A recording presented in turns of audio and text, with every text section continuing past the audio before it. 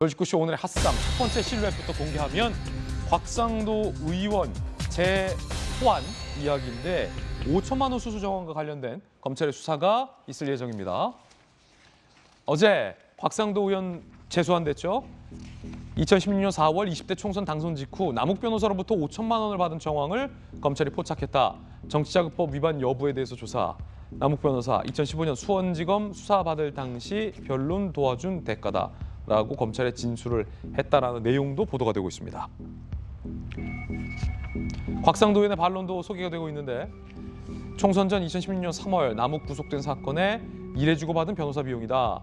지난해 12월 영장 심사 당시 이미 드러난 내용인데 마치 새로운 사실처럼 어떤 의도가 갖고 조작하는 게 아닌가 의심이 된다라고 입장을 냈습니다. 김광삼 변호사님, 검찰 출신이시잖아요. 이건 어떻게 봐야 됩니까? 5천만 원인지 왜 갔는지가 굉장히 중요한데 이 부분에 대해서 총선 전이냐 후냐 이거 가지고 논쟁을 하고 있어요. 더군다나 곽상도 의원은 총선 전에 받은 것이고 전에 이제 남욱 변호사가 그 대장동 개발과 관련해서 이제 인허가 관련해서 뭐 8억 얼마 받았다는 걸 구속돼 갖고 나중에 무죄 받은 사례가 있거든요. 그때 이제 자신이 역할을 해서 총선 전에 돈을 받았다는 거고 남욱 변호사 측은 아마 총선 후에 돈을 줬다 이렇게 얘기하는 것 같아요.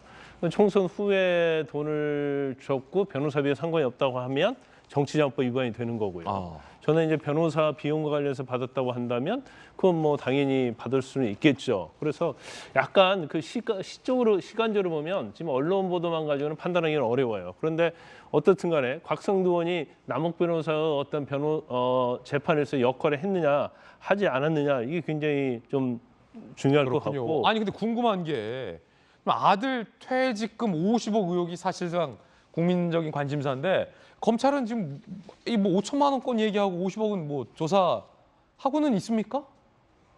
아니면 할 겁니까? 제가 볼 땐 더 할 게 없는 것 같아요. 그런데 더 할 게 없어요. 이 5천만 원과 관련된 내용이 사실은 곽상도 전 의원 측의 이야기에 의하면 처음에 조사할 때 이 내용이 나왔다는 거예요. 그러면 50억과 관련된 알선 수재와 관련돼서 영장을 청구할 때 이 내용이 들어가는 게 맞거든요. 근데 아마 이 부분도 좀 자신이 없어서 빼지 않았나 싶고 결과적으로 저는 이제 개인적으로 볼 때 50억 받은 이유가 있을 것이다. 뭐 퇴직금 50억 줄 리는 없잖아요. 그런데 검찰에서 수사를 했는데 알선 수재를 죄가 되려면 알선이 있어야 하거든요. 근데 알선을 하는데 누굴 만나서 어떻게 알선했는가를 검찰이 밝히지 못하는 거예요. 그러다 보니까 영장 기각이 된 거고 경우에 따라서 이 부분을 특정하지 아니하면 범죄 사실이 특정되지 않기 때문에 기소를 해도 무죄가 나올 수 있거든요. 결국 김광삼 변호사님께서는 수사가 부실하다 이렇게 보시는 겁니까? 그렇죠. 이제 수사가 부실을 하든지 아니면 수사팀의 어떤 수사 능력, 의지 이런 부분에서 좀 문제가 있다 이렇게 봅니다.